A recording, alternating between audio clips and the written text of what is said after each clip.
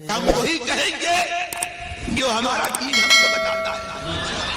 عمل کرو تو تمہارا بھلا ہے، نہیں کوئی عمل کرے تو نقصان ہمارا نہیں.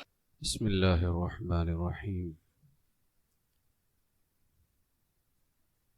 الحمد للمتوحد بجلالہ المتفرد وصلاته دوما على خیر الانام محمد والآل والاصحاب هم مأواي عند شدائدی وجعل بها امام اہل السنة احمد رضا عبدا بحرز السید. اما بعد فاعوذ باللہ من الشیطان الرجیم. بسم اللہ الرحمن الرحیم. یا ایہا الذین آمنوا اتقوا اللہ وکونوا مع الصادقین. صدق اللہ العظیم. بارگاہ رسالت مآب صلی اللہ علیہ وسلم میں درود و سلام کا نذرانہ پیش کر لیں. اللہم صلی علی سیدنا و مولانا محمد وبارک وسلم صلاۃ و سلاما علیک یا رسول اللہ صلی اللہ تعالی علیہ وسلم. السلام علیکم ورحمۃ اللہ وبرکاتہ. کسی شاعر نے استاذ العلماء جلالت العلم حضرت علامہ عبدالعزیز محدث مراد آبادی علیہ الرحمہ کی شان میں کچھ اس طرح سے اپنی غلامی کا نذرانہ پیش کیا ہے. دل و نگاہ کے ملجا تھے حافظ ملت، دل و نگاہ کے ملجا تھے حافظ ملت، مقدروں کا مینارہ تھے حافظ ملت. سراپا فکر تھے الفاظ کے سمندر تھے، سراپا فکر تھے الفاظ کے سمندر تھے، ہر ایک علم کے دریا تھے حافظ ملت، ہر ایک علم کے دریا تھے حافظ ملت. آپ کو حافظ ملت کہا جاتا ہے، یعنی ملت کا حافظ. یہ آپ وہ حافظ نہیں سمجھیے گا جس کو ہمارے یہاں حافظ کہا جاتا ہے. ملت کا حافظ آپ کو اس وجہ سے کہا جاتا ہے کہ آپ کی زندگی کا ایک ایک لمحہ ملت اسلامیہ کی حفاظت میں گزرا ہے، اور جس نے ملت کی حفاظت فرمائی اپنی تقریر کے ذریعے، اپنی تحریر کے ذریعے، تدریس کے ذریعے، مناظرہ کر کے ملت کی حفاظت کی. اسی طریقے سے احقاق حق اور باطل فرقوں کا رد کر کے، اسی طریقے سے اپنی زندگی کو اسوہ نبی کے سانچے میں ڈھال کر کے ملت کی حفاظت فرمائی. اتنا ہی نہیں، اپنی درسگاہ علم و ادب سے جلیل القدر علماء، اساتذہ، مفتیان کرام کو پیدا کر کے آپ نے ملت اسلامیہ کی حفاظت فرمائی ہے. خود آپ سے ایک بار کسی نے کہا، حضور بڑے علماء کچھ تحریریں اخباروں میں شائع کرتے ہیں، آپ شائع کیوں نہیں کرتے ہیں؟ یعنی آپ اپنا کوئی پوسٹر کیوں نہیں چھپواتے جس سے دین کی خدمت ہو؟ اتفاق سے اس وقت آپ کے شاگرد ایک لائن سے اسٹیج پر بیٹھے ہوئے تھے، اور آپ کے شاگردوں میں کون کون ہیں؟ نائب مفتی اعظم ہند حضور شارع بخاری مفتی شریف الحق امجدی علیہ الرحمہ. آپ کے شاگردوں میں وہابیوں کی کمر توڑنے والا علامہ ارشد القادری علیہ الرحمہ. آپ کے شاگردوں میں علموں کا سمندر جس کو دنیا بحر العلوم مفتی عبد المنان اعظمی رحمۃ اللہ تعالی علیہ کہتی ہے، وہ موجود ہیں. اتنے بڑے بڑے علماء موجود تھے. آپ نے فرمایا مجھے اخبار میں دینے کی ضرورت نہیں ہے، میرا اخبار اگر دیکھنا ہو تو یہ میرے شاگرد بیٹھے ہوئے ہیں، یہی ملت کی حفاظت کے لیے کافی ہیں. آپ اندازہ لگا سکتے ہیں کہ حضور حافظ ملت علیہ رحمت و رضوان نے ملت کی حفاظت کے لیے جتنی کوششیں ہونی چاہیے، جو لائے عمل تیار ہونا چاہیے، آپ نے ہر کوشش کی ہے ملت اسلامیہ کی حفاظت کے لیے۔ میں تھوڑی دیر عوام کے لیے بھی، خاص طلبہ کے لیے بھی، اور آپ کو تو میرا مزاج معلوم ہی ہے کہ میں کسی بھی بزرگ کے حوالے سے ان کی شان بیان کروں یا ان کی سیرت بیان کروں، میرا نقطۂ عروج جو ہوتا ہے وہ مسلک سب سے اہم ہوتا ہے۔ وہ حضور حافظ ملت علیہ الرحمہ اتنے پڑھے لکھے تھے، اس کے باوجود پوری زندگی جس مسلک کا نعرہ لگایا، اس مسلک کا نام مسلک اعلی حضرت ہے۔ اور آج تھوڑا بہت پڑھ کر کے ایسا کودتے ہیں کہ ایسا لگتا ہے کہ اب ان سے زیادہ پڑھا لکھا کوئی دنیا میں ہے ہی نہیں۔ ہم اس مصباحی کو اپنے سر کا تاج سمجھتے ہیں جو حافظ ملت کے طریقے پر قائم ہے، اور اس مصباحی کو تو ہم مصباحی تو دور کی بات، پاؤں کی جوتی بھی نہیں سمجھتے ہیں جو حافظ ملت کے طریقے سے ہٹا ہوا ہے۔ اشرفیہ میں پڑھ کر کے اپنے آپ کو مصباحی کہلانا کمال نہیں ہے، اشرفیہ میں پڑھ کر کے حافظ ملت کے طریقے پہ قائم رہ کر کے مصباحی کہلانا کمال کی بات ہے۔ یہ تو خاص کچھ باتیں میں بہت اہم آپ کے سامنے پیش کرنا چاہوں گا۔ سب سے پہلے کچھ باتیں حضور حافظ ملت علیہ الرحمہ کی زندگی کے حوالے سے۔ آپ کی پیدائش ہندوستان کے ایک مشہور شہر یو پی کے اندر ضلع مراد آباد میں ایک گاؤں ہے بھوجپور۔ اس گاؤں میں پیر کے دن صبح کے وقت 1312 ہجری اور عیسوی کیلنڈر کے حساب سے 1894 عیسوی کے اندر ہوئی۔ بچپن ہی سے آپ کی پیشانی پر سعادت کے آثار ظاہر تھے، بلکہ آپ کے دادا نے جس وقت آپ پیدا ہوئے اسی دن آپ کے دادا نے یہ بشارت دے دی تھی کہ میرا یہ بچہ بڑا عالم دین بنے گا۔ پیدائش کے دن ہی بتا دیا تھا کہ یہ میرا بچہ بڑا عالم دین بنے گا۔ حافظ ملت علیہ الرحمہ کے جو والد گرامی تھے، ان کا بھی یہ معمول تھا کہ بھوجپور کے اندر کوئی بھی بزرگ تشریف لاتا، کہیں سے بھی کوئی بھی آ جاتا تھا، اپنے زمانے کا کوئی پیر ہو، بڑا عالم ہو، کوئی بھی تشریف لے کر کے اگر وہاں اس شہر کے اندر علماء یا بزرگان دین آتے تو حافظ ملت کے والد ان کے پاس لے جا کر کے حافظ ملت کے لیے دعائیں کرواتے تھے۔ اس سے پتہ چلتا ہے کہ ہمیں اپنے بزرگوں سے، اور جو صحیح معنوں میں بزرگ ہوں، اور اپنے پیروں سے ہمیں دعا کروانی چاہیے۔ آپ نے ابتدائی تعلیم حفظ قرآن وغیرہ اپنے والد کے پاس ہی مکمل کی۔ اس کے بعد اردو میں جو درجہ ہوتا ہے 4 تک کی پڑھائی جو ہے آپ نے اپنے گاؤں بھوجپور میں کی۔ فارسی کی کچھ کتابیں آپ نے مولوی عبد الحمید اور مولوی حکیم مبارک اللہ اور حافظ حکیم نور اللہ وغیرہ سے آپ نے پڑھی۔ اب یہ کتابیں آپ نے پڑھنے کے بعد میں کچھ گھریلو حالات ایسے پیدا ہو گئے کہ آپ کو پڑھائی جو ہے روکنی پڑ گئی۔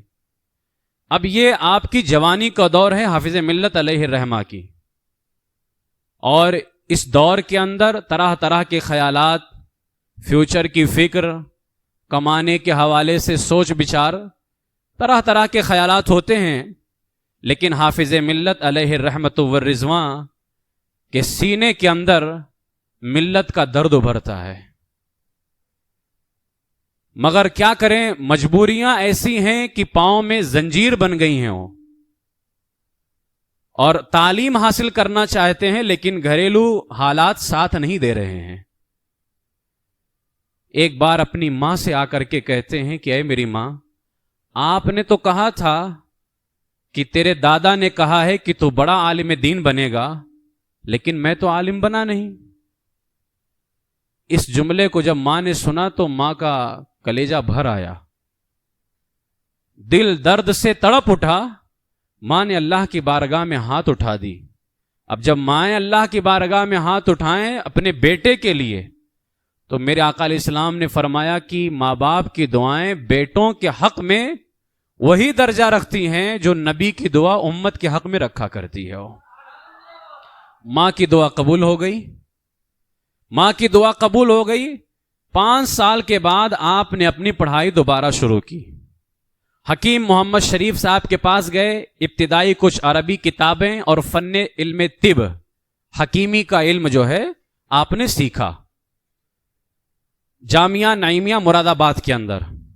लेकिन और इल्म चाहिए, कोई ऐसा उस्ताज मिले जो मुकम्मल संवार करके रख दे, कोई ऐसा आलिम दीन मिले जिसके पास इल्म के सारे मैदानों को पार करता चला जाऊं मैं। ऐसे उस्ताद की तलाश थी। उन दिनों आला हजरत अलैहि रहमा की बारगाह के परवरदा, जिनको आला हजरत फरमाया करते थे कि ये काम की मशीन है, और ना समझ सको तो मैं बता दूं, दुनिया उसको मुहद्दिस कबीर का वालिद कहा करती है। हुजूर सदरुल शरिया अल्लामा अमजद अली आजमी अलैहि रहमा, उन दिनों आप मदरसा मुईनिया में पढ़ाया करते थे। ये मदरसा मुईनिया जो है अजमेर शरीफ दरगाह से लग करके मदरसा था। उन दिनों आप वहीं पढ़ाया करते थे। हाफिज मिल्लत की निगाह जा करके हुजूर सदरुल शरिया पे टिक जाती है। फिर उनकी बारगाह के अंदर पहुंचे, इल्म हासिल करते रहे, और एक जबरदस्त आलिम दीन बन करके हुजूर सदरुल शरिया की बारगाह से निकलते हैं। वो फरागत के 1 साल के बाद फारिग हो गए। 1 साल के बाद हुजूर सदरुल शरिया अब वहां से बरेली शरीफ आ गए थे। आला हजरत ने बुला लिया, तो बरेली शरीफ हाफिज मिल्लत को बुलाया और कहा कि मैं आपको मुबारकपुर आजमगढ़ तदरीस के लिए भेजता हूं, पढ़ाने के लिए। इसलिए कि मुबारकपुर आजमगढ़ जो है ये इलाका सदरुल शरिया का है। तो सदरुल शरिया ने फरमाया मैं बाहर रहता हूं दीनी कामों की वजह से, मेरे बाहर रहने की वजह से मेरा जिला आजमगढ़ बहुत खराब हो रहा है। देवबंदियत बहुत ज्यादा फैल रही थी वहां पे। तो सदरुल शरिया ने फरमाया कि तुम जा करके वहां दीन का काम करो। अब असल में वहां एक छोटा सा मकतब था पहले, जिसको आज अल जामियतुल अशरफिया कहते हैं। एक बहुत छोटा सा मकतब था। आपने फरमाया, हुजूर हाफिज मिल्लत ने सदरुल शरिया से, हुजूर मैं नौकरी नहीं करना चाहता, इसलिए कि वो नौकरी थी। कहा मैं नौकरी नहीं करना चाहता हूं।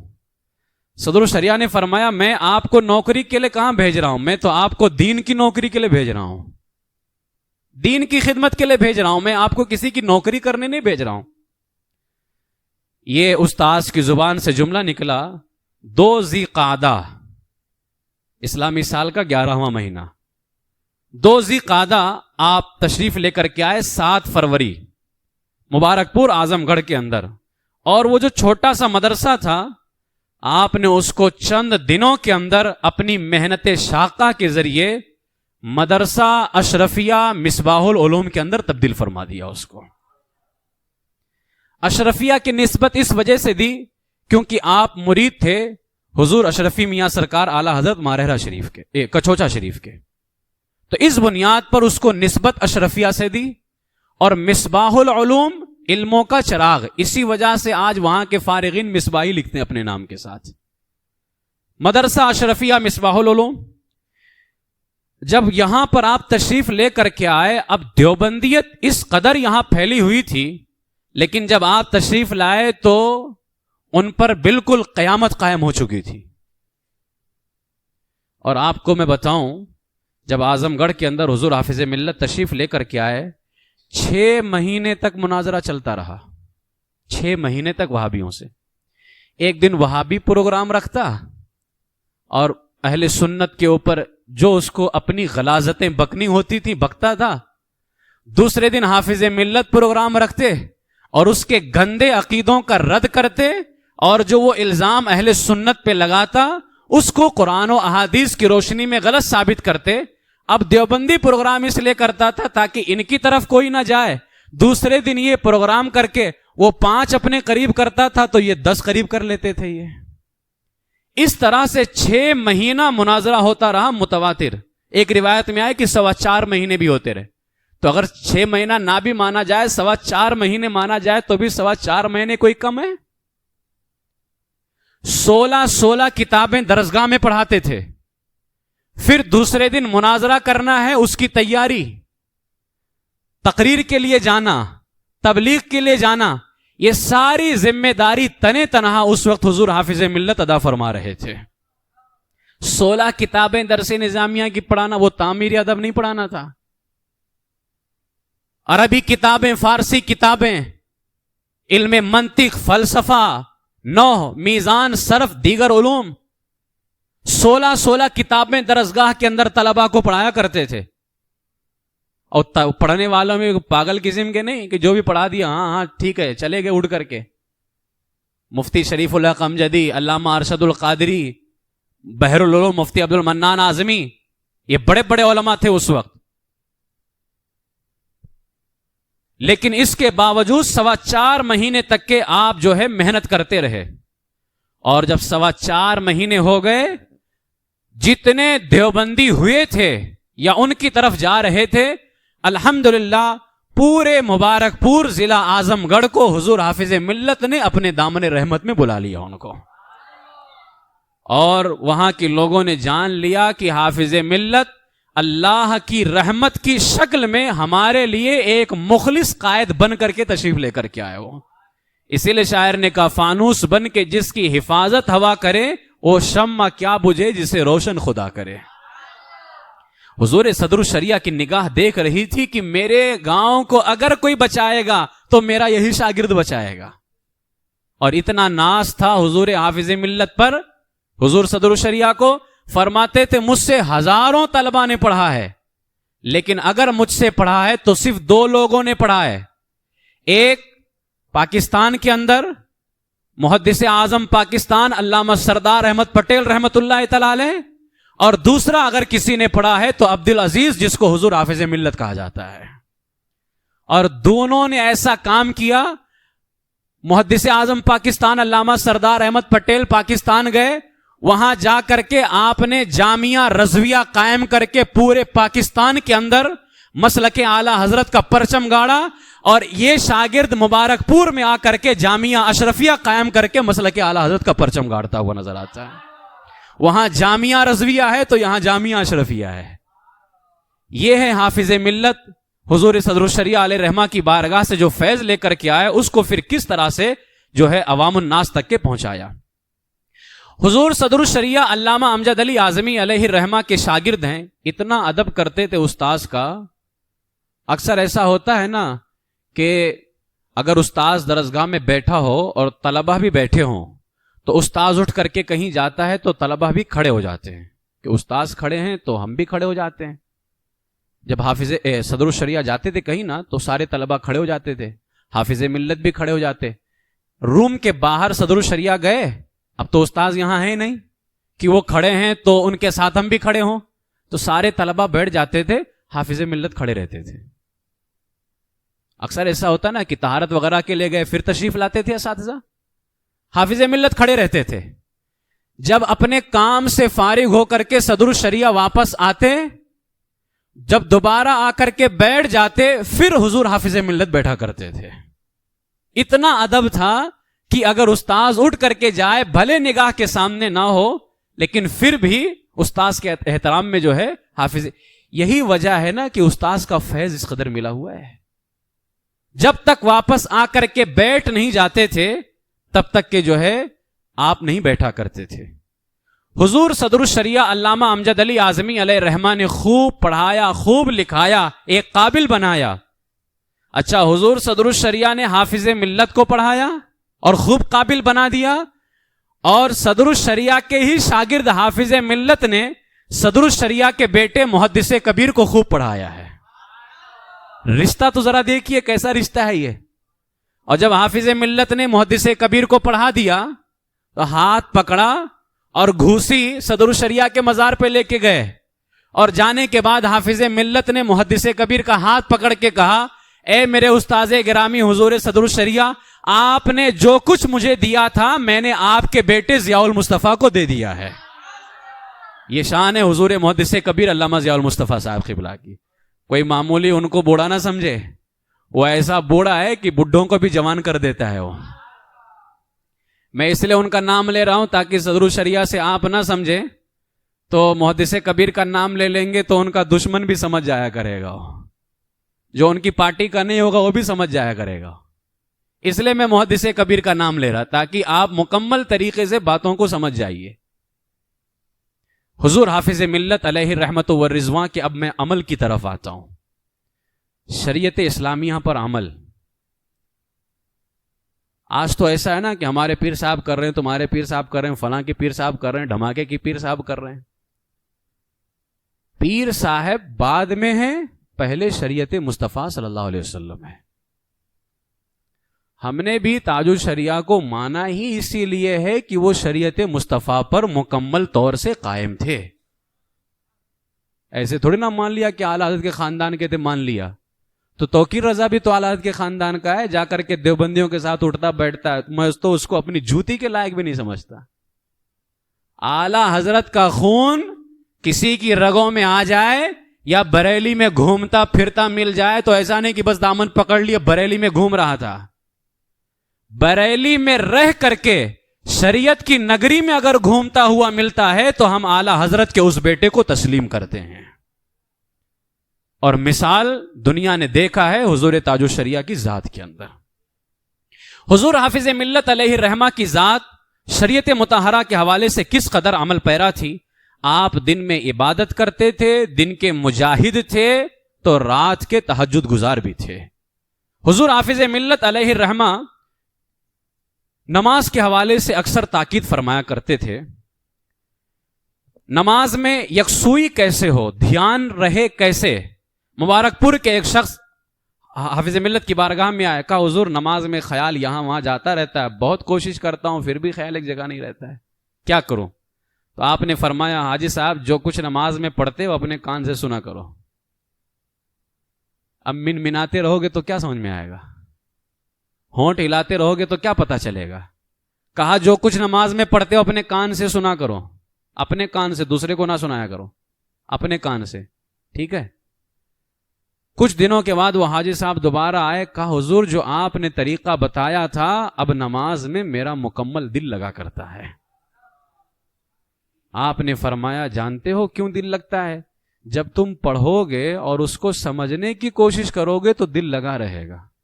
کیا پڑھ رہے ہو تمہیں خود نہیں پتا چل رہا ہے تو دل کہاں سے لگے گا.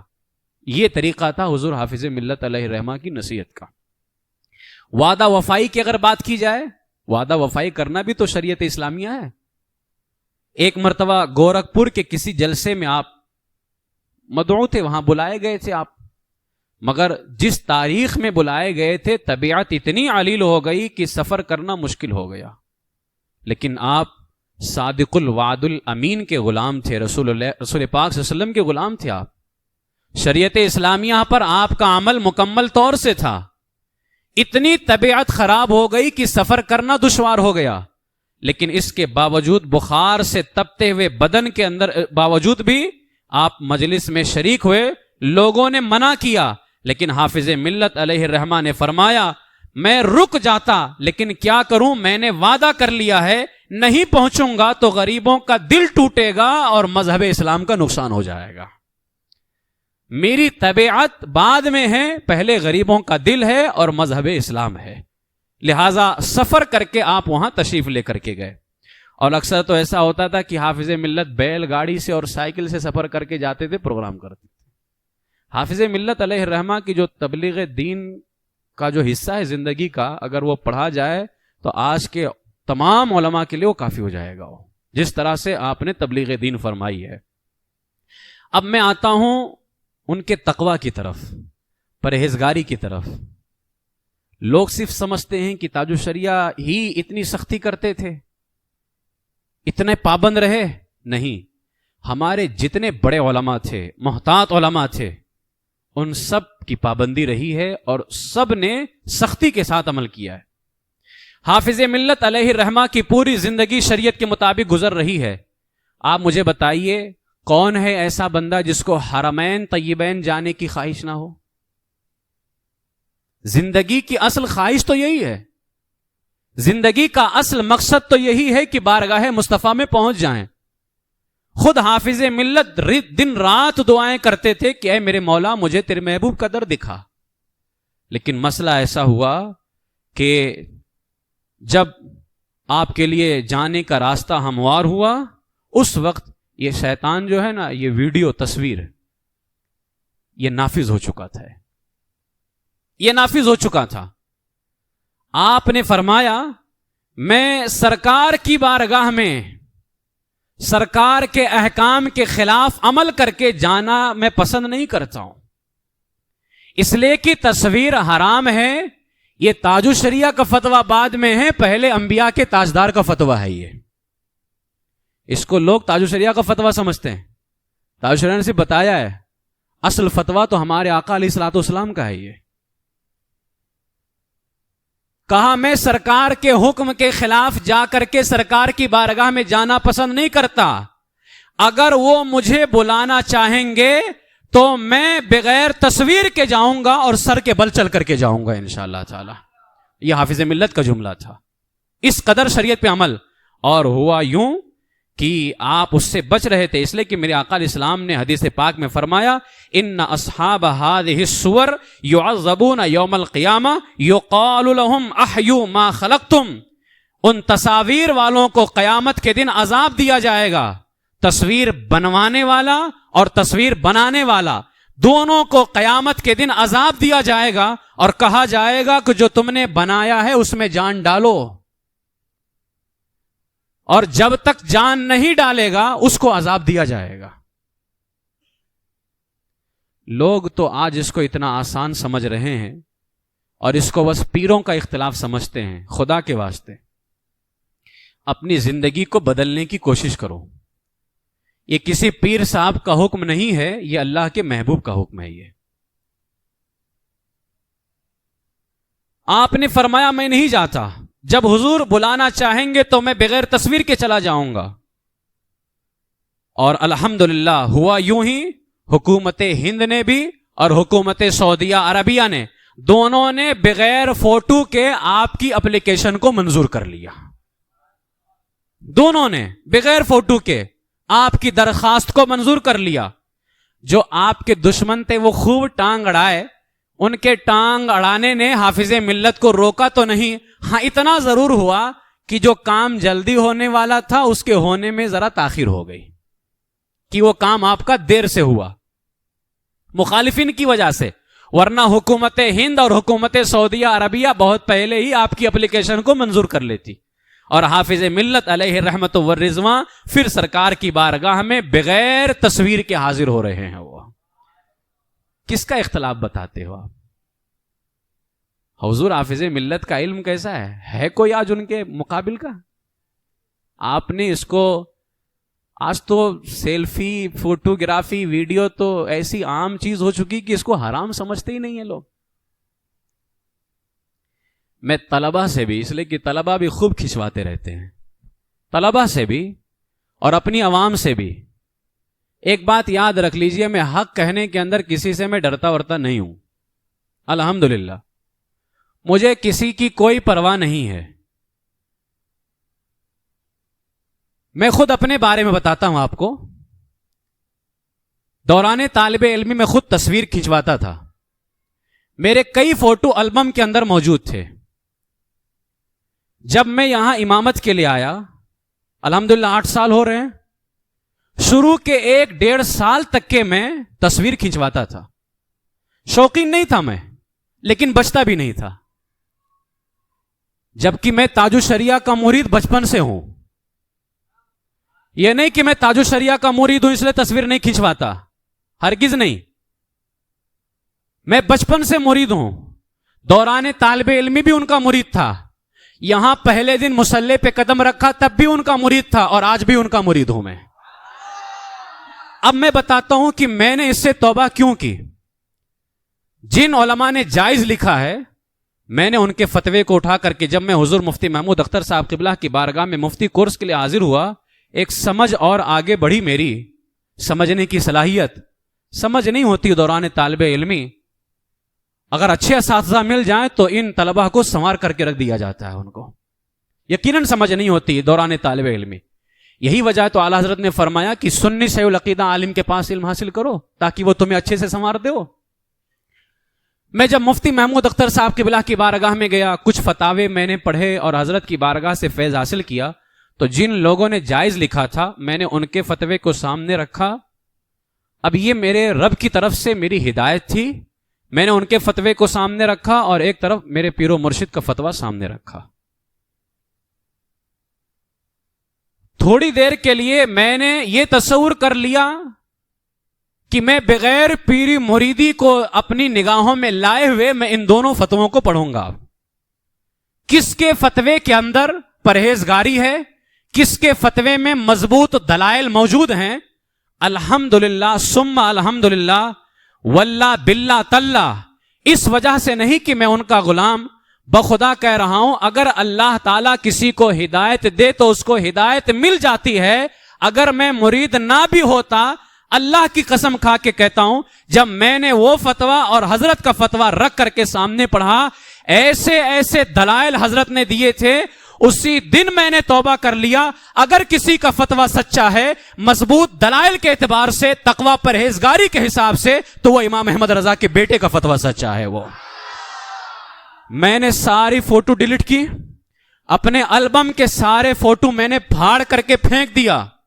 خود میرے مرشد کے فوٹو جو لوگ کھینچ لیتے تھے، میں حضرت کا فوٹو موبائل میں رکھا ہوا تھا، میں نے فوراً ان کا فوٹو ڈیلیٹ کیا اور اللہ رب العزت کی بارگاہ کے اندر میں نے اس دن توبہ کی اور الحمدللہ میرے رب نے مجھے آج تک کے بچا کر کے رکھا اور انشاءاللہ مرتے دم تک کے بچتا رہوں گا. اسے میں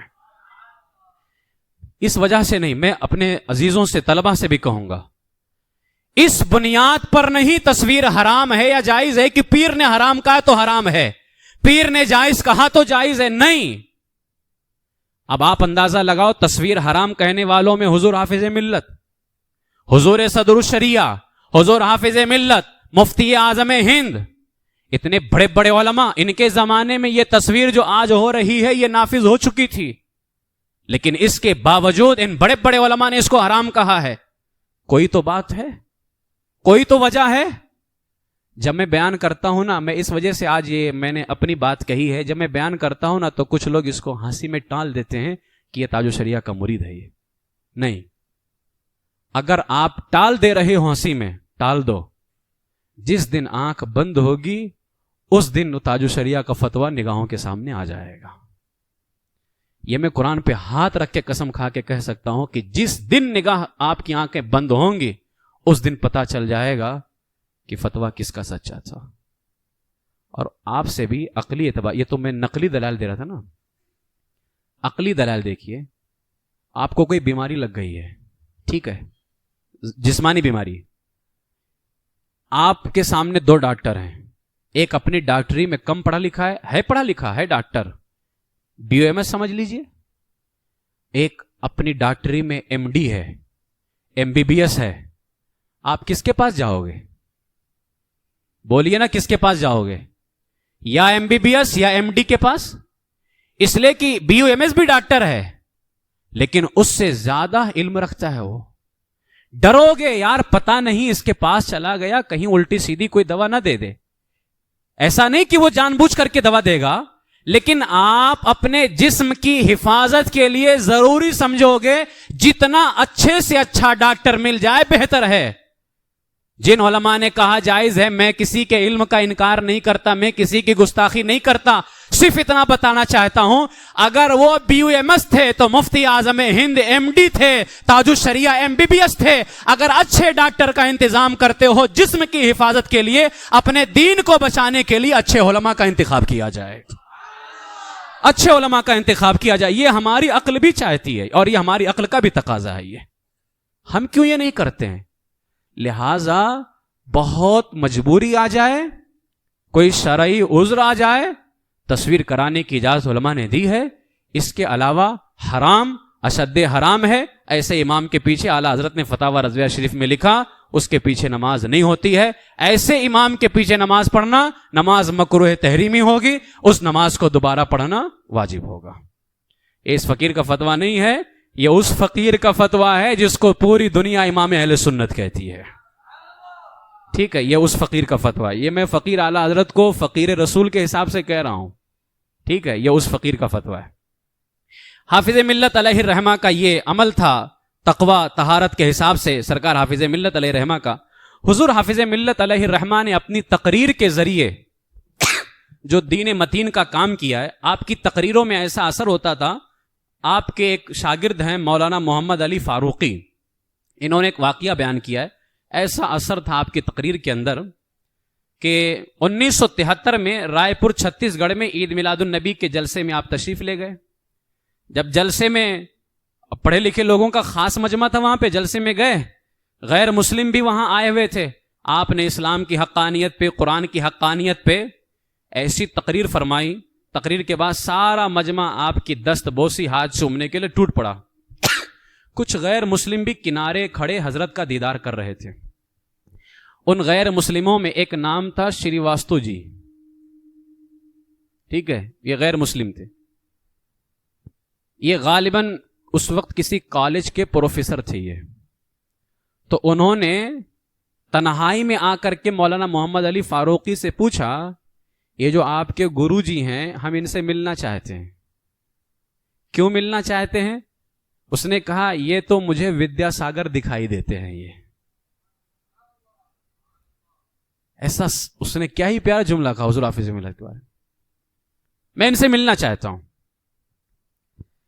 کیا ہم کو ملنے کے لیے وقت مل سکتا ہے؟ تو مولانا فاروقی صاحب کہتے میں نے وقت پورا پتہ بتا دیا، شری واستو جی پہنچے، حافظ ملت سے ملاقات کی، اپنے بہت سارے سوالات کیے۔ اب حافظ ملت کی تقریر پہلے ہی اثر کر چکی تھی، لیکن کچھ سوالات تھے، کچھ اشکالات تھے دل میں، کیا حافظ ملت نے نہایت ہی سنجیدگی کے ساتھ جواب دیا۔ شری واستو جی اتنا متاثر ہوئے، فوراً حافظ ملت کے ہاتھوں پہ ہاتھ دے کر کے کلمہ پڑھا اور مسلمان بن گیا۔ یہ ایک تقریر کا اثر ہے۔ جب شریعت پہ عمل ہوتا ہے نا تو پھر تقریروں کا بھی اثر ہوتا ہے۔ لوگ سمجھتے ہیں کہ تقریر صرف بھڑکاؤ والی نہیں، یہ کہاں کہاں جا کے بھڑکاتی ہے، کفر میں جا کے بھڑکاتی ہے یہ،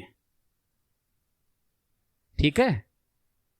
شری واستو جی مسلمان ہو گئے، ان کے ساتھی گنیش جی آج بھی بلا وجہ ٹکر لے رہے، فالتو کا، سب مسلمان ہوتے چلے جائیں گے، کہیں اللہ رب العزت کی رحمت کو جلال آ گیا تو پھر خیر نہیں ہے تمہاری، جا کے خواجہ غرنوال سے ٹکر لے لیا ہے بلا وجہ کے۔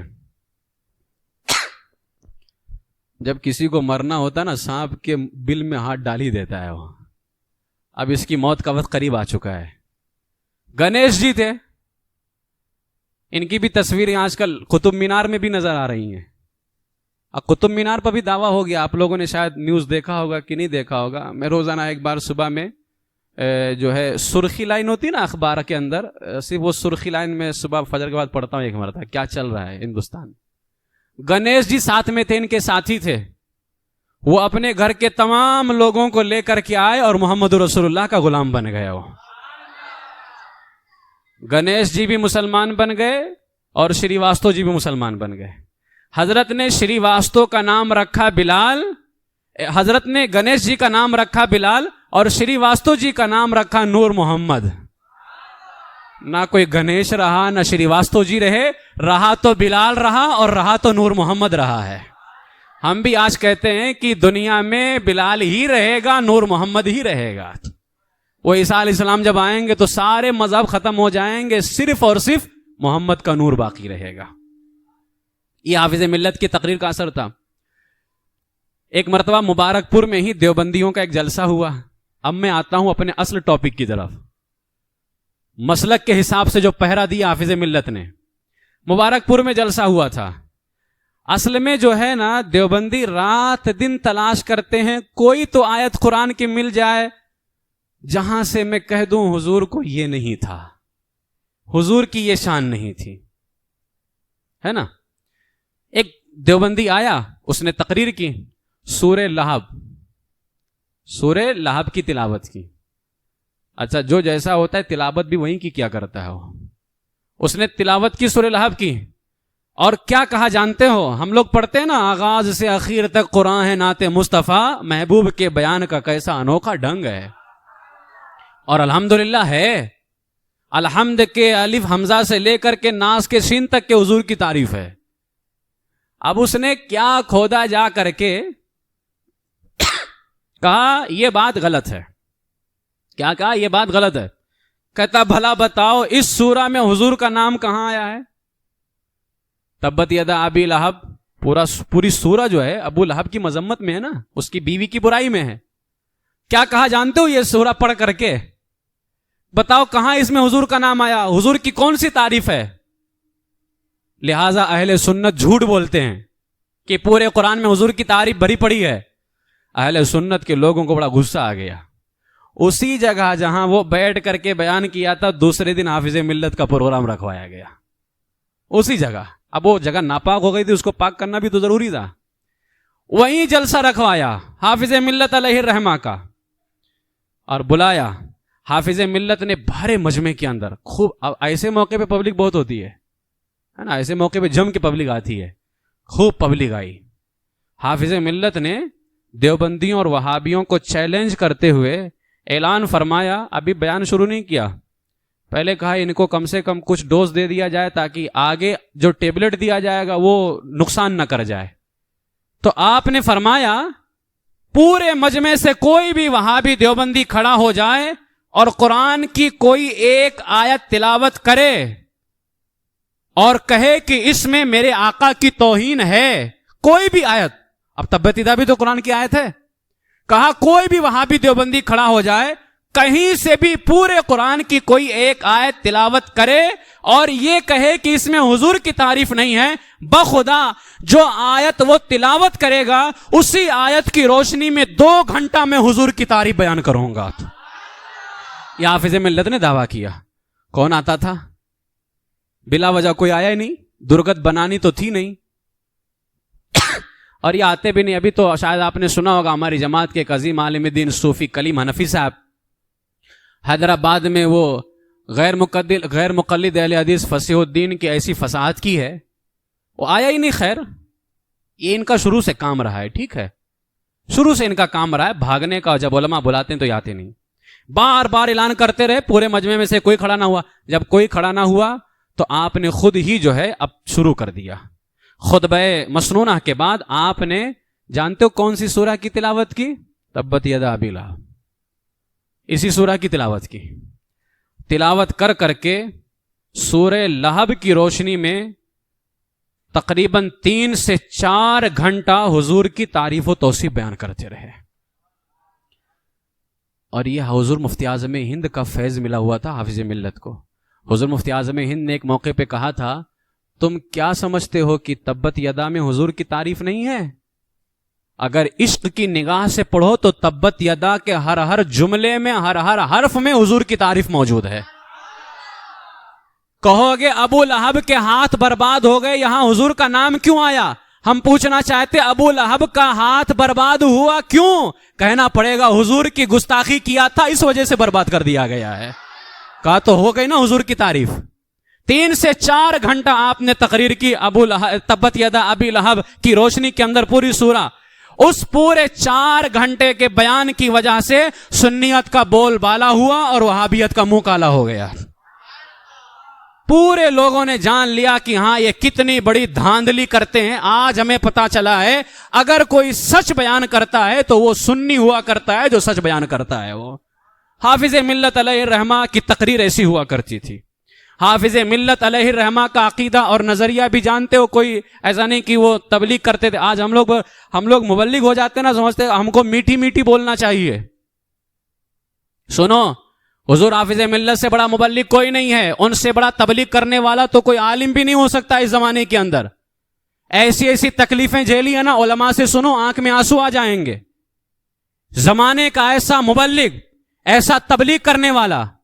حافظ ملت علیہ الرحمہ کے دور میں جب یہ ہوا نا کہ پاکستان بٹا اور مسلمان وہاں جانے لگے تو حافظ ملت نے سب کو روکا. ایک کتاب لکھی ارشاد القرآن کے نام سے، اور جانتے ہو مسلمانوں سے کیا کہا؟ کہا مسلمانوں تمہاری ہوا کا رخ وہی گنبد خضرا ہے. اب میں ان کے جملے استعمال کر رہا ہوں. مسلمانوں تمہاری ہوا کا رخ وہی گنبد خضرا ہے، تمہارا مقصود وہی تاجدار مدینہ ہے، تمہاری مشکلات کا حل انہی کی نظر کرم اور اشارے ابرو پر موقوف ہے، تمہارے مقاصد کا حصول انہی کی تعلیم پر عمل ہے. یہاں سے نہ جاؤ، ان کے سچے غلام بن جاؤ، اللہ یہاں بھی کامیابی عطا فرمائے گا. یہ حضور حافظ ملت کا درس تھا کہ ہندوستان میں روکا بھی تو حضور کا وسیلہ دے کر کے روکا، حضور کی محبت میں روکا، اور کہا سب کچھ تمہارے وہی ہیں.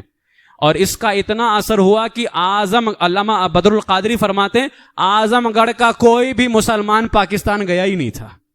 کیوں جائیں؟ یہاں ہمارا اجمیر ہے، یہاں ہماری بریلی ہے، یہاں نظام الدین اولیاء ہیں. آپ نے فرمایا تمہاری ساری دولت تو یہاں موجود ہے، ہندوستان ہم چھوڑ کے نہیں جانے والے ہیں، یہ تو ہمارے بزرگوں کی زمین ہے یہ. اور الحمدللہ اس کا اثر مسلمانوں پر ہوا کہ حضور حافظ ملت کی تقریر کی وجہ سے اعظم گڑھ کا کوئی بھی مسلمان پاکستان گئے ہی نہیں. ہم کیوں پاکستان جائیں گے؟ ہمارا تو سب کچھ یہیں پر ہے. حضور حافظ ملت علیہ رحمت و رضوان جب عقیدے بیان کرتے تھے تو کیسے بیان کرتے تھے؟ چھپا چھپا کے نہیں بیان کرتے تھے، ڈنڈیاں مار مار کر کے نہیں بیان کرتے تھے، بلکہ کھول کھول کے بیان کرتے تھے، جیسے امام احمد رضا نے بیان کیا ہے. آپ کے سامنے ایک حدیث پڑھی گئی، جانتے ہو حدیث کون سی ہے؟ آپ نے حدیث بارہا سنی ہوگی، حضرت ربیعہ اسلمی والی. سنے کہ نہیں سنے ہیں؟ حضرت ربیعہ اسلمی والی حضور کو وضو کرایا کرتے تھے. ایک مرتبہ حضور نے فرمایا نا مانگو جو مانگنا چاہو، فرمایا تھا نا. اب یاد آ گیا؟ میں پوری حدیث نہیں بیان کرتا. حضرت ربیعہ والی آپ کے سامنے حدیث پڑھی گئی حافظ ملت کے سامنے.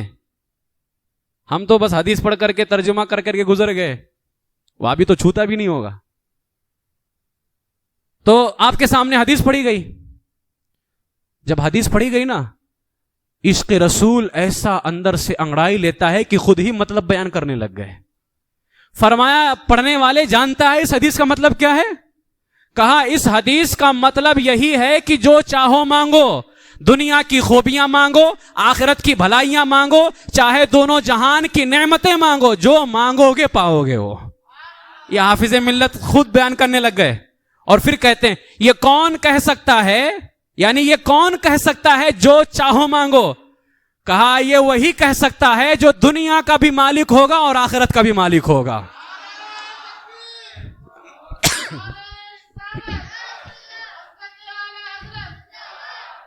اسی لیے اعلی حضرت کی تعلیمات کی روشنی میں سب پل رہے تھے. اعلی حضرت نے کہا نا مالک کے کونین ہیں گو پاس کچھ رکھتے نہیں، دو جہاں کی نعمتیں ہیں ان کے خالی ہاتھ میں. حافظ ملت نے کہا یہ جملہ کون کہہ سکتا ہے کہ جو چاہو مانگو؟ یہ وہی کہہ سکتا ہے جو دنیا کا بھی مالک ہوگا، آخرت کا مالک ہوگا. پھر کہتے ہیں ابھی اتنے بھی خاموش نہیں ہوئے. کہا حضور کے اس فرمان سے پتا چلتا ہے کہ حضور مالک و مختار ہیں اور اللہ نے انہیں ہر چیز کا اختیار عطا فرمایا ہے. یہ حضور حافظ ملت علیہ الرحمہ. اور آگے پھر خود لکھتے ہیں، ابھی پھر خاموش نہیں ہوئے، اب کہتے ہیں جانتے ہو حضور نے تو بتا دیا کہ میں ہر چیز کا اختیار رکھتا ہوں. جو وضو کرا رہے تھے وہ کون تھے؟ حضرت ربیعہ صحابی رسول. کہا جانتے ہو ربیعہ کے اس سوال سے ربیعہ کا عقیدہ بھی پتا چل گیا کہ ربیعہ کا عقیدہ بھی تھا کہ حضور ساری کائنات کے مالک و مختار ہیں وہ. تو آپ نے مکمل طور سے واضح فرما دیا کہ صحابہ کا عقیدہ کیا تھا، حضور مالک و مختار ہیں، جہاں بانی عطا کر دیں، بھری جنت ہبا کر دیں، نبی مختار کل ہیں جس کو جو چاہیں عطا فرما دیں. تو یہ ربیعہ کا یہ صرف تاج الشریعہ کا عقیدہ نہیں تھا، تاج الشریعہ کا مسلک، اعلیٰ حضرت کا مسلک، اعلیٰ حضرت کا مسلک غریب نواز کا مسلک، ان کا مسلک غوث پاک کا مسلک، ان کا مسلک پورے صحابہ کا مسلک تھا. وہ یہ مسلک کے اعلیٰ کوئی الگ سے مسلک نہیں تیار ہوا ہے، یہ صحابہ کا مسلک تھا. حضور حافظ ملت نے اس کے علاوہ انباء الغیب لکھی، حضور کے علم غیب پہ کتاب لکھ کر کے وہابیت میں کھیل ٹھونکی. فقہ ناجیہ اہل سنت کے نجات پر کتاب لکھی، اور ایک کتاب لکھی المصباح الحدید. المصباح الحدید اب میں اس کا ترجمہ کرتا ہوں چمکتی ہوئی تلوار. اس کتاب کے اندر دیوبندیوں کے عقیدے کو بیان کیا ہے. ابھی میں اس کتاب میں سے کچھ عقیدے آپ کے سامنے بتاؤں گا. کتنے گھٹیا عقیدے ہیں. کتاب پڑھو, بہت مزہ آئے گا. المصباح الحدید, اس کا نام ہے عقائد علماء دیوبند. ٹھیک ہے, اردو کے اندر نام عقائد علماء دیوبند, عربی میں المصباح الحدید. اس کے علاوہ الارشاد, فتاوی حافظ ملت, بے شمار کتابیں لکھی آپ نے. حضور حافظ ملت علیہ الرحمت والرضوان نے یہ جو کتاب لکھی المصباح الحدید, اور ایک کتاب لکھی الدیوبندیت بھی لکھی ہے. ابطال باطل کیا ہے, اور آج ہم بھی وہی کر رہے ہیں. تو لوگ کہتے ہیں کہ فتنہ پھیلا رہے ہو. میں کہتا حضور حافظ ملت بھی یہی کام کر رہے تھے, تو کیا وہ بھی فتنہ پھیلا رہے تھے؟ اور فتنہ پھیلاتے پھیلاتے دنیا بھر میں مصباحی پیدا کر دیا. تب ہمارا فتنہ پھیلانا ہی ٹھیک ہے. لوگ کہتے ہیں نا فساد کرتے ہو, یہ فساد نہیں ہے. یہاں وہاں کتوں کی طرح منہ مارتے رہنا یہ فساد ہے. یہ فساد ہے. اپنے لوگوں کو بچانا, ان کے سامنے حق بولنا, اس کو فساد نہیں کہتے ہیں. اب میں کچھ عقیدے بتاتا ہوں اسی کتاب سے. ٹھیک ہے, دیوبندیوں کے عقیدے کیا ہیں یہ ان کی کتابوں میں لکھی ہوئی بات. سوال کیا گیا علماء دیوبند کے عقیدے. اب اس کتاب میں ایک سوال کیا گیا, سوال نمبر 39. یاد رکھو, سوال نمبر یاد رکھو. سوال نمبر کتنا ہے؟ 39, 39. جانتے کیا پوچھا گیا؟ پوچھا یہ گیا, بہت دھیان سے سننا, پوچھا گیا کیا علماء دیوبند کے نزدیک امتی عمل میں نبی کے برابر ہو سکتا ہے؟ آپ کے نزدیک ہو سکتا ہے کہ نہیں؟ صرف جواب نہیں ہونا چاہیے. جواب یہ ہونا چاہیے جو کہے وہ مردود ہے. جو کہے وہ مردود ہے. نہیں کا جواب کیا ہو تو نہیں, سب کو معلوم ہے. جواب ایسا دو جو لگے. کہا جو کہے وہ مردود ہے. سوال یہ کیا گیا, کیا دیوبندیوں کا عقیدہ ہے؟ اب آج ان سے پوچھو گے نا, نہیں ہمارا ایسا عقیدہ نہیں ہے. ایسا ہنسیں گے اور مسواک لگا لگا کر کے بولیں گے کہ بس اللہ کی پناہ. پوچھا کیا گیا تھا, کیا یہ ہے ان کے علماء کا عقیدہ؟ جاہلوں کا نہیں, علماء کا. ان کے علماء کا کیا یہ عقیدہ ہے کہ امتی نبی کے برابر عمل میں ہو سکتا ہے؟ یہ پوچھا گیا. فرمایا ہاں, دیوبندیوں کا عقیدہ یہی ہے کہ امتی عمل میں نبی کے برابر تو کیا بلکہ معاذ اللہ نبی سے بڑھ سکتا ہے. وہ عمل میں, ابھی میں علم والی بھی بات کروں گا, پہلے عمل کا سن لو. عمل میں برابر تو کیا نبی سے بڑھ سکتا ہے. چنانچہ اب حوالہ دیا, چنانچہ علماء دیوبند کے پیشوا, بانی, مدرسہ دیوبند کے بانی, نام بھی سن لیجئے, مولوی قاسم نانوتوی.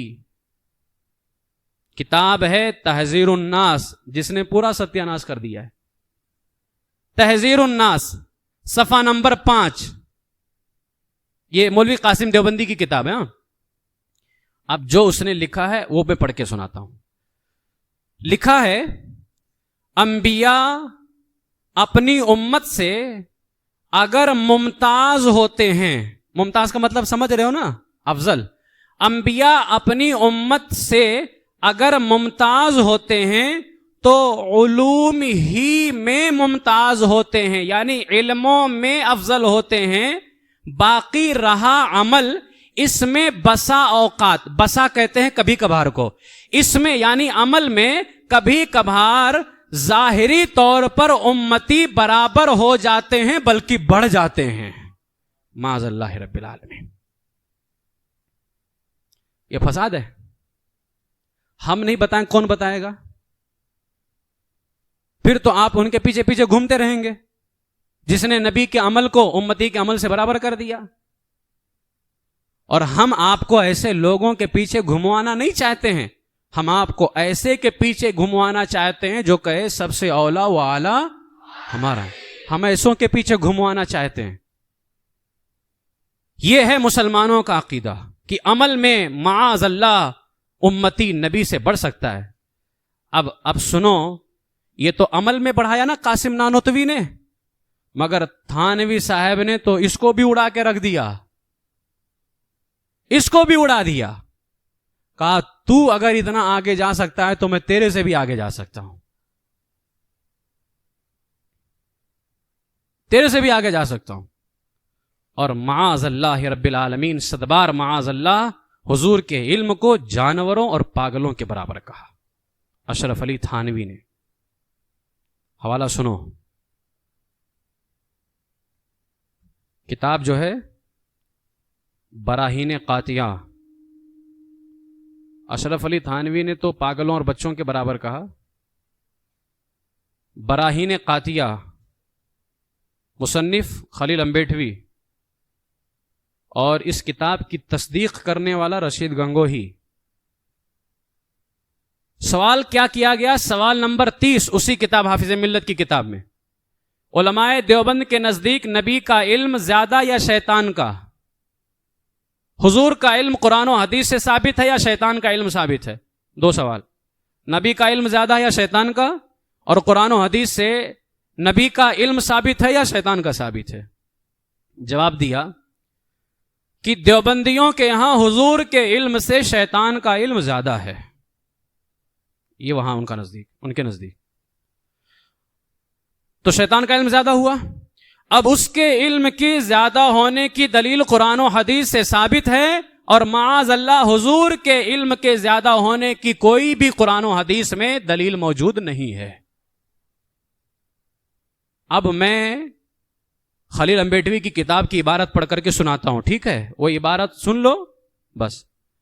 الحاصل غور کرنا چاہیے کہ شیطان و ملک الموت کا حال دیکھ کر علم محیط زمین کا فخر عالم یعنی حضور علیہ السلام کو خلاف نصوص قطعیہ کے بلا دلیل محض قیاس فاسدہ سے ثابت کرنا شرک نہیں تو کون سا ایمان کا حصہ ہے؟ یعنی حضور کا علم زیادہ مانا تو شرک، یہ ایمان کا حصہ نہیں۔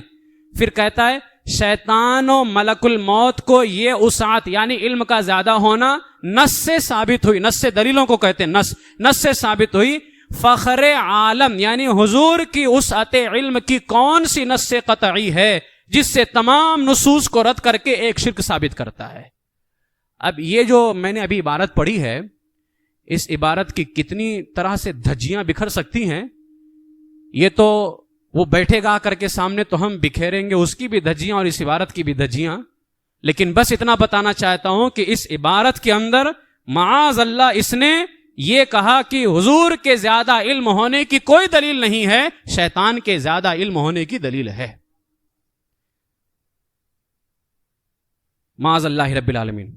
اب آپ خود فیصلہ کرو کدھر جانا چاہتے ہو، حضور علیہ الصلوۃ والسلام کی شان میں کس طرح سے یہ لوگ گستاخیاں کرتے، خود فیصلہ کر لو۔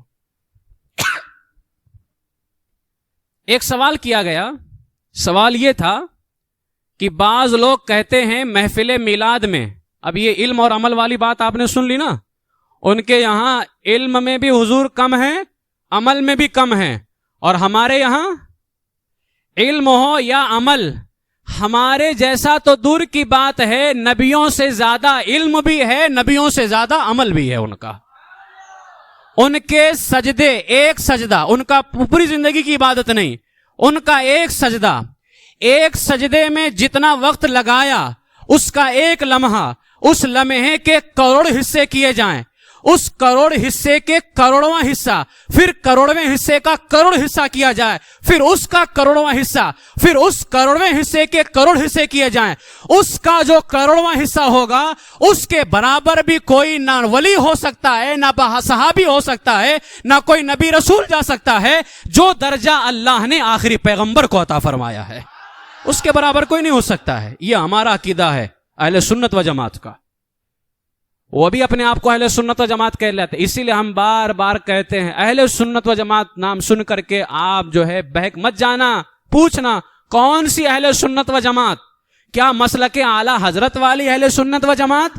اگر کہتا ہے تو ٹھیک ہے، نہیں کہتا ہے تو پھر تجھ سے اور جنت سے کیا مطلب، وہابی دور ہو، ہم رسول اللہ کے جنت رسول مانتا ہے تو ٹھیک ہے، میں گدا ہوں اپنے کریم کا، میرا دین پا رہے نہ نہیں، مانتا ہے تو ٹھیک ہے، ورنہ کوئی مسئلہ نہیں ہے. مسافے میں بھی ایک دو مرتبہ کھڑا ہو گیا تھا. میں تو اکثر نیچے دیکھتا ہوں لیکن کبھی کبھار اوپر نگاہ ہو جاتی ہے, اور ایسے موقع پہ خاص طور سے ہوتی ہے. ہم نے دیکھ لیا اس کو. اب حلیہ بتا رہا تھا کہ تعلق کدھر سے ہے. ہم نے پوچھا سنی ہیں آپ یا کچھ اور ہیں؟ کہا نہیں ہم وہ ہیں. میں کہا کھڑے کیوں ہیں یہاں پہ؟ میں ایسوں سے سلام نہیں کرتا. اس لیے رشتہ داری کرو, دوستی یاری کرو, جو بھی کرو, سب سے پہلے کیا پوچھو؟ سنی ہو کہ نہیں. سنی کا مطلب جانتے ہو کیا ہے؟ میں جس نبی کا غلام, اس نبی کے سچے غلام ہو کہ نہیں. ہو تو ٹھیک ہے, جو ہمارے نبی کا ہے وہ ہمارا ہے, جو ہمارے نبی کا نہیں وہ ہمارا بھی نہیں ہو سکتا ہے. علم اور عمل میں ان کے یہاں آپ نے دیکھ لیا, سن لیا, سب کچھ کر لیا. اب ایک چیز اور سن لو, دیکھ لو, سب کچھ کر لو. محفل میلاد کرتے ہیں کہ نہیں؟ آپ لوگ کرتے ہیں ہاں. کھڑے بھی ہوتے ہیں اس میں کہ نہیں؟ بیٹھتے بھی ہیں, دونوں جائز ہے ہمارے یہاں.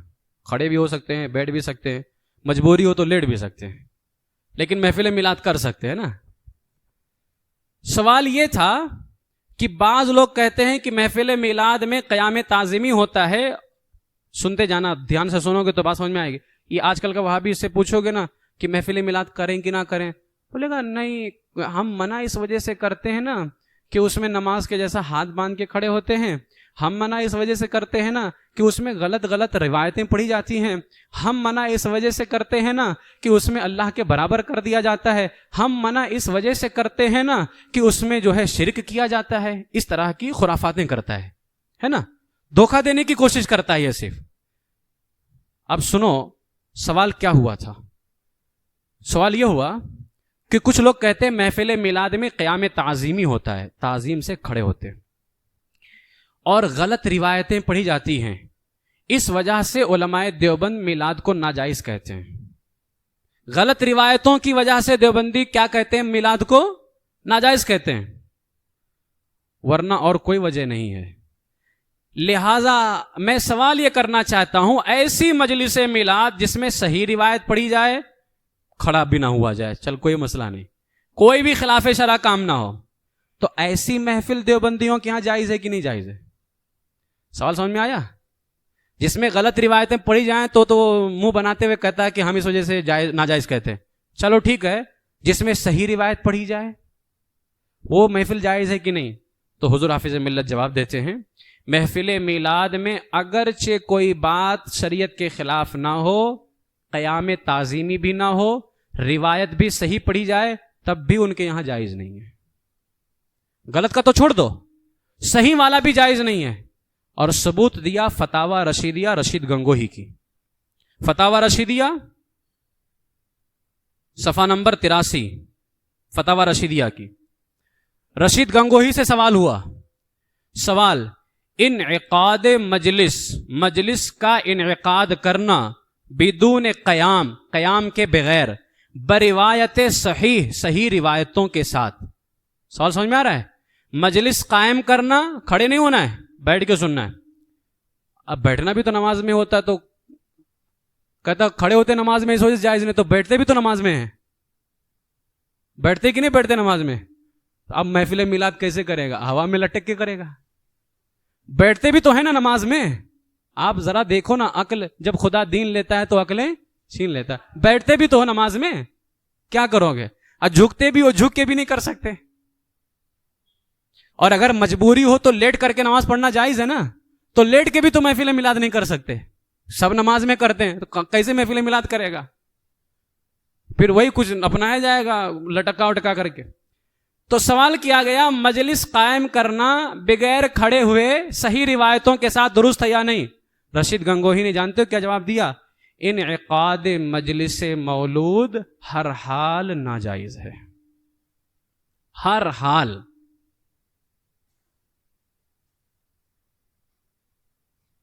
یہ حوالہ غلط ہو جائے گا نا تو جو چور کی سزا ہے وہ مجھے سزا دے دینا. لیکن میں اپنے محلے کے جتنے ہمارے وہ بھائی ہیں نا, جو دیوبندی وہاں بھی نہیں, وہ لوگ وہ بس وہ فاتحہ درود کا مسئلہ سمجھتے ہوں. میں ان سے کہتا ہوں خدا کے واسطے, وہ ہاسپٹل میں آ کر کے 2-3 تھیلی فروٹ کے پکڑا دیتا ہے, اور یہ تو دیوبندی انتظار میں رہتے ہیں کہاں سیلاب آئے پہنچ جاؤں مدد کے لیے. بس سب کو اپنے قریب کرنا ہے نا. اصل میں سب سے گزارش کروں گا مر جاؤ میرے عزیزو, لیکن حضور کے معاملے میں کسی سے کمپرومائز مت کرو. اعلیٰ حضرت سمندر میں تھے نا, کیا کہا تھا, آنے دو یا ڈبو دو, اب تو تمہاری جانب کشتی تمہیں پہ چھوڑی لنگر اٹھا دیے ہیں. مر جاؤ چلے گا, الحمدللہ. میں پیاسا مرنا گوارا کرتا ہوں, لیکن وہابی کے ہاتھ سے پانی پینا گوارا نہیں کرتا. اس لیے کہ حضور کے نام پہ مرنے میں جو مزہ ہے وہ پی کر کے جینے میں مزہ نہیں ہے. کیا کہا, مجلس میلاد ہر حال میں کیا ہے, ناجائز. اب میں اس پہ تبصرہ کرتا تھا, تبصرہ نہیں کروں گا ابھی, ٹھیک ہے, ورنہ وقت بہت تیزی کے ساتھ آگے بڑھتا جا رہا ہے. اسی رشید گنگوہی سے اسی کتاب میں صفحہ 84 پہ تو 83 پہ حضور کی مجلس کے حوالے سے سوال کیا گیا. صفحہ 114 پر جانتے ہو کیا سوال کیا گیا؟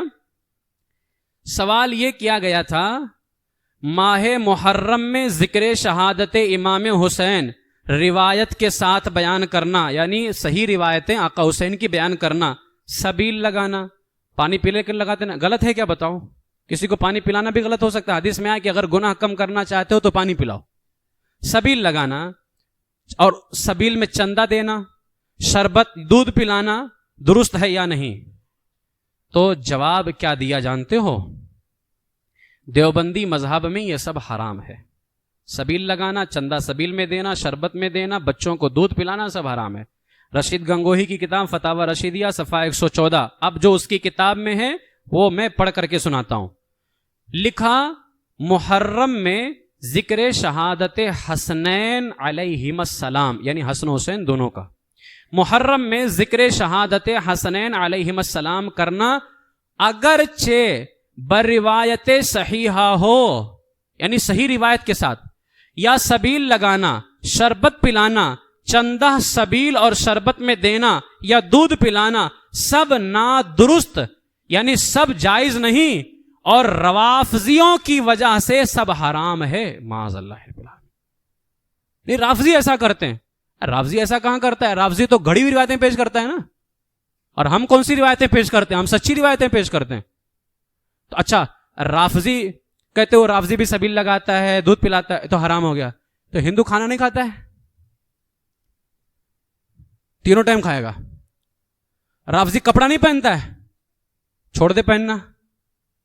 پہنتا ہے کہ نہیں پہنتا ہے؟ یہ کام وہ رافضی کرے, جبکہ یہ کام کرتا نہیں ہو. یہ کام رافضی نہیں کرتا ہے. رافضی گندی روایتیں پیش کرتے ہیں اور ہم سچی روایتیں پیش کرتے ہیں. لیکن بغض حسین ایسا ہے کہ معاذ اللہ کہتا ہے کہ سب حرام ہے. یہی سوال امام احمد رضا سے کیا گیا تو امام احمد رضا نے فرمایا, سچی روایتوں کے ساتھ آقا حسین کا ذکر کرنا خیر و برکت کا ذریعہ ہے. یہ تو ہم اس رضا کے پیچھے چلیں گے. نواسے رسول کا بغض دنیا والوں کے سامنے پیدا کرنے والوں کے پیچھے ہم نہیں چلنے والے لوگ ہیں. اچھا, یہاں آقا حسین سے اتنا بغض کہ جو یہ سب رافضی کرتے ہیں. اچھا, ان کو پیار جانتے ہو کہاں سے ہے؟ یہی رشید گنگوہی ہے. رشید گنگوہی فتاوی رشیدیہ میں جانتے ہو کیا لکھا ہے؟ سوال کیا گیا. اب ایک سوال محرم میں جو کچھ ہوتا ہے اس کے حوالے سے کیا گیا, جبکہ سب صحیح کیا جا رہا ہے, پھر بھی اس کو حرام لکھتا ہے. اور ایک سوال کیا گیا, دھیان سے سننا, یہ سوال میں دوبارہ ریپیٹ نہیں کروں گا, حالات کا تقاضا نہیں ہے, لیکن آپ کے ذہن کے اندر بات اچھی طریقے سے بٹھانے کے لیے میں یہ سوال دوہرا رہا ہوں. سوال, ہندو اپنے تہوار ہولی یا دیوالی وغیرہ میں پوری یا اور کچھ کھانا بطور تحفہ مسلمانوں کو دیں تو اس کا لینا اور کھانا درست ہے یا نہیں؟ یا محرم کے شربت اور دودھ وغیرہ کی طرح علماء دیوبند کے یہاں یہ بھی حرام ہے؟ یہ سوال کیا گیا تھا حافظ ملت سے کہ جس طرح دیوبندیوں نے رشید گنگوہی نے کہا کہ محرم میں سب حرام ہے, تو یہ جو ہولی اور دیوالی وغیرہ میں ہوتا ہے وہ پوری کچوری کیا کیا دیتے ہیں, کیا یہ سب لینا درست ہے؟ تو آپ نے جواب دیتے ہوئے کہا, ہولی اور دیوالی کا تحفہ لینا, ہندوؤں سے لینا اور اس کا کھانا درست ہے وہابیوں کے نزدیک, محرم کے شربت اور دودھ کی طرح علماء دیوبند کے نزدیک یہ حرام نہیں ہے. فتاوی رشیدیہ میں اس کو درست لکھا ہے. اور سوال کیا گیا تھا فتاوی رشیدیہ کے اندر رشید گنگوہی سے. اب سوال کیا تھا؟ رشید گنگوہی سے پوچھا گیا مسئلہ ہندو تہوار یا ہولی یا دیوالی میں اپنے استاد یا حاکم یا نوکر کو کھیلیں یا پوری یا کچھ اور کھانا بطور تحفہ بھیجتے ہیں. حضرت بتائیے ان چیزوں کا لینا اور کھانا مسلمان کے نزدیک درست ہے یا نہیں؟ رشید گنگوہی نے جواب میں لکھا درست ہے. لکھا درست ہے. اب بتاؤ وہ جائز ہو رہا ہے، یہ حرام ہو رہا ہے. قرآن شریف میں جو ہمارے بچے حافظ ہوں گے 18 پارے کے سورہ نور کیا آیا ہے؟ الطیبات للطیبین والطیبون للطیبات الخبیثات للخبیثین والخبیثون للخبیثات. پاک چیزیں پاک لوگوں کے لیے ہیں، ناپاک چیزیں ناپاک لوگوں کے لیے ہیں. بس اتنا فیصلہ میں کر دیا، اب آپ سمجھ جائیے. جو پاک تھا وہ پاک لوگوں کے لیے ہے اور جو ادھر والا تھا وہ ادھر والوں کے لیے ہے. یعنی ان کا تعلق ہمارے سے کوئی دور دور تک کے نہیں ہے. لہٰذا ان کے اوپر سختی کیجیے، ایسے لوگوں سے دور رہیے. میرے آقا علیہ السلام نے فرمایا تھا حدیث پاک میں، ابن ماجہ کی بھی حدیث ہے کنز العمال کی، میرے آقا نے فرمایا تھا ایک جماعت آخر زمانے میں یا اس امت میں نکلے گی. آخر زمانے میں ایک جماعت نکلے گی. اب کون سی جماعت نکلے گی؟ حضور نے اس کا حلیہ بتایا ہے سب کچھ. جو قرآن پڑھے گی. قرآن کیا کرے گی؟ پڑھے گی. قرآن ان کے گلے سے نیچے نہیں اترے گا. مطلب کیا ہے؟ یعنی قرآن پڑھیں گے لیکن غلط ترجمہ کر کے میری امت کو گمراہ کریں گے. وہ گلے سے نیچے نہیں اترے گا. اور علامت بھی میرے آقا نے بیان فرما دی، وہ دکھیں گے کتنے پیٹرن والے.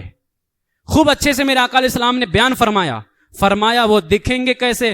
کہا اس جماعت کی علامت یہ ہے کہ سر بہت منڈائیں گے. سر کیا کریں گے؟ بہت زیادہ منڈائیں گے. جب تم انہیں دیکھو میرے آقا نے فرمایا تو ان سے یارانہ اور بھائی چارہ نہ کرنا، ان سے جنگ کرنا. اگر زبان سے ہو سکے زبان سے کرنا، تلوار سے ہو سکے تو تلوار سے کرنا، اور اگر بیان کے ذریعے ہو سکے تو بیان کے ذریعے سے کرنا، لیکن ان کا رد کرنا، ان سے جنگ کرنا. اس لیے میرے عزیزو ایسے لوگوں سے دور رہو. حافظ ملت علیہ الرحمت والرضوان کا یہی پیغام سارے طلبہ کے لیے ہے اور تمام امت مسلمہ کے لیے ہے. حضور حافظ ملت علیہ الرحمہ نصیحت کرتے ہوئے طلبہ سے بھی اور عوام سے بھی فرماتے ہیں، اے میرے پیارے بھائیوں، دنیا چند روزہ ہے، اس کی راحت و مصیبت سب فنا ہونے والی ہے. یہاں کی دوستی اور دشمنی ختم ہونے والی ہے. دنیا سے چلے جانے کے بعد بڑے سے بڑا رفیق شفیق دوست بھی کام آنے والا نہیں. بعد مرنے کے صرف خدا اور اس کے رسول جناب محمد رسول اللہ صلی اللہ علیہ وسلم ہی کام آنے والے ہیں. سفر آخرت کی پہلی منزل قبر ہے. اس میں منکر نکیر آ کر سوال کرتے ہیں کہ تیرا رب کون ہے اور تیرا دین کیا ہے، اور اسی کے ساتھ نبی کریم رؤوف الرحیم جناب محمد رسول اللہ صلی اللہ تعالی علیہ وسلم کے متعلق مردے سے پوچھتے ہیں ما تقول فی حق حاضر رجل، یعنی حضور کی طرف اشارہ کر کے پوچھتے ہیں کہ ان کی شان میں کیا کہتا ہے. اگر اس شخص کو حضور سے عقیدت و محبت ہے تو جواب دیتا ہے یہ تو ہمارے آقا و مولا جناب محمد رسول اللہ صلی اللہ علیہ وسلم ہیں. اور اتنا ہی نہیں، وہ بندہ قبر میں کہتا ہے ان پر تو ہماری عزت، ہماری آبرو، ہماری جان، ہمارا مال سب قربان. اس شخص کے لیے نجات ہے. اور اگر حضور سے ذرہ برابر بھی دشمنی رکھے گا اور دل میں آپ کی عظمت و محبت نہیں رکھے گا، فرمایا جواب نہیں دے سکے گا. یہی کہے گا میں نہیں جانتا. لوگ جو کہتے تھے میں بھی کہتا تھا، اس پر سخت عذاب اور ذلت کی مار ہے. العیاذ باللہ. کہنے کے بعد حضور حافظ ملت نصیحت کرتے ہوئے کہتے ہیں معلوم ہوا حضور کی محبت مدار ایمان، مدار نجات ہے. نجات کا دار و مدار حضور کی محبت ہے. اگر یہ تو ہر مسلمان بڑے زور سے دعوے کے ساتھ کہتا ہے ہم حضور سے محبت رکھتے ہیں، آپ کی عظمت ہمارے دل میں ہے، لیکن دعوے کے لیے دلیل بھی چاہیے ہوتی ہے. ہر کامیابی کے لیے امتحان ہوتا ہے. نبی کی محبت کا دعویٰ کرنے والوں کا یہ امتحان ہے. جن لوگوں نے نبی کی شان میں گستاخیاں اور بے ادبیاں کی ہیں ان سے اپنا تعلق ختم کرو. ایسے لوگوں سے نفرت کرو، ایسے لوگوں سے بیزاری ظاہر کرو، اگرچہ وہ ماں باپ اولاد ہی کیوں نہ ہوں، بڑے سے بڑے مولانا، پیر یا استاذ ہی کیوں نہ ہوں، لیکن جب انہوں نے حضور کی شان میں بے ادبی کی تو ایمان والے کا اس سے کوئی تعلق باقی نہ رہا۔ اگر کوئی شخص ان بے ادبیوں پر مطلع ہو جانے کے بعد پھر بھی ان کی عزت، ان کا احترام کرے اور اپنی رشتہ داری یا ان کی مولویت کے لحاظ سے نفرت نہ کرے، وہ شخص امتحان میں ناکام ہو جائے گا۔ اس شخص کو حقیقتاً حضور سے محبت نہیں ہے، صرف زبانی دعویٰ ہے۔ اگر حضور کی محبت اور آپ کی سچی عظمت ہوتی تو ایسے لوگوں کی عزت اور عظمت اور ایسے لوگوں سے ملنے جلنے کا کیا معنی ہے؟ فرمایا خوب یاد رکھو، پیر اور استاذ، مولوی اور عالم کی جو عزت کی جاتی ہے اس کی محض وجہ یہ ہے کہ وہ حضور سے تعلق رکھنے والا ہے، مگر جب اس نے حضور کی شان میں بے ادبی اور گستاخی کی پھر اس کی کیسی عزت، اس سے کیسا تعلق؟ اس نے تو حضور سے اپنا تعلق الگ کر لیا، پھر مسلمان سے اس کا تعلق کیسے باقی رہے گا؟ اے مسلمان، تیرا فرض ہے کہ اپنے آقا و مولا محبوب خدا صلی اللہ علیہ وسلم کی عزت و عظمت پر مر مٹ، ان کی محبت میں اپنا جان، اپنا مال، اپنی عزت، اپنی آبرو قربان کرنے کو اپنا ایمانی فرض سمجھ، اور ان کے چاہنے والوں سے محبت، ان کے دشمنوں سے دشمنی لازمی اور ضروری جان۔ پھر کہتے غور کر، کسی کے باپ کو گالی دی جائے اور بیٹے کو سن کر حرارت نہ آئے، غصہ نہ آئے تو وہ بیٹا صحیح معنی میں اپنے باپ کا بیٹا نہیں ہوتا ہے۔ اسی طرح اگر نبی کی شان میں گستاخی ہو اور امتی سن کر خاموش ہو جائے، اس گستاخ سے نفرت ظاہر نہ کرے تو یہ امتی بھی صحیح معنوں میں امتی نہیں ہے، بلکہ ایک زبانی دعویٰ کرتا ہے جو ہرگز قابل قبول نہیں ہے۔ حضور حافظ ملت علیہ الرحمہ نے اس رسالے کے اندر بعض لوگوں کے گستاخانہ اقوال بھی بیان کیے، اس کے بعد میں فرمایا اے مسلمانوں، ٹھنڈے دل سے پڑھو، فیصلہ کرو، اپنی صداقت ایمانی کے ساتھ انصاف کرو، ایسے لوگوں سے کے ساتھ کیا تعلق رکھنا چاہیے؟ بلا رعایت، بغیر طرفداری کے کہنا۔ اور یہ بھی یاد رکھنا، اگر کسی شخصیت اور مولویت کا لحاظ کرتے ہوئے اس کی رعایت کی تو نبی کا مقابلہ ہے، نبی کے مقابلے میں نبی کے گستاخ کی طرفداری اور رعایت تمہارے کام نہیں آ سکتی۔ خاکسار عبدالعزیز، خادم الطلبہ، مدرسہ اشرفیہ مصباح العلوم، مبارک پور، ضلع اعظم گڑھ، یو پی، یہ نصیحت فرمائی ہے۔ یہی نصیحت امام احمد رضا نے کی ہے، یہی نصیحت اس زمانے کے اندر حضور تاج الشریعہ نے فرمائی ہے۔ کیا زندگی یہ نہیں ہے؟ زندگی یہ نہیں ہے، زندگی ہے نبی کی۔ اس کا مطلب سمجھتے ہو؟ زندگی نبی کی ہی ہے اور انہی کے لیے ہے۔ زندگی یہ نہیں ہے کسی کے لیے، زندگی ہے صلح کلی نبی کا نہیں، سنی مسلم ہے سچا، مسلک اعلی حضرت سلامت رہے، ایک پہچان دینے مسلک اعلی حضرت پہ قائم رہو، زندگی دی گئی ہے اور اگر سب پہ عمل ہوتا رہا، اختر قادری خلد میں چل دیا، خلد واہ ہر ایک قادری کے لیے۔ اہل سنت کا ہے بیڑا پار، اصحاب حضور نجم ہیں اور ناؤ ہے اطرت رسول اللہ کی۔ اللہ تعالی حضور حافظ ملت کے علم و عمل کی برکتیں عطا فرمائے۔ خاص ہمارے طلبہ کو اللہ تعالیٰ اور مجھ فقیر گنہگار کو بھی حضور حافظ ملت اور میرے مرشد برحق سرکار تاج الشریعہ علیہم الرحمہ کے تقوی پر، ان کی پرہیزگاری پر ہمیں بھی عمل کی توفیق عطا فرمائے، اور غیروں کے حوالے سے، بد مذہبوں کے حوالے سے، وہابیوں، دیوبندیوں، غیر مقلد اہل حدیثوں اور قادیانیوں، تمام باطل فرقوں کے حوالے سے جو ہمارے ان بزرگان دین کے اندر نفرت تھی، بیزاری تھی، دشمنی تھی، اللہ تعالیٰ وہی نفرت و بیزاری، دشمنی ہمارے دلوں میں پیدا فرمائے، اور زندگی بھر یہی کہتے رہو شرک ٹھہرے جس میں تعظیم نبی، اس برے مذہب پہ لعنت کیجئے، غیظ میں جل جائیں بے دینوں کا دل، یا رسول اللہ کی۔ وما علینا الا البلاغ المبین۔ السلام علیکم ورحمۃ اللہ وبرکاتہ۔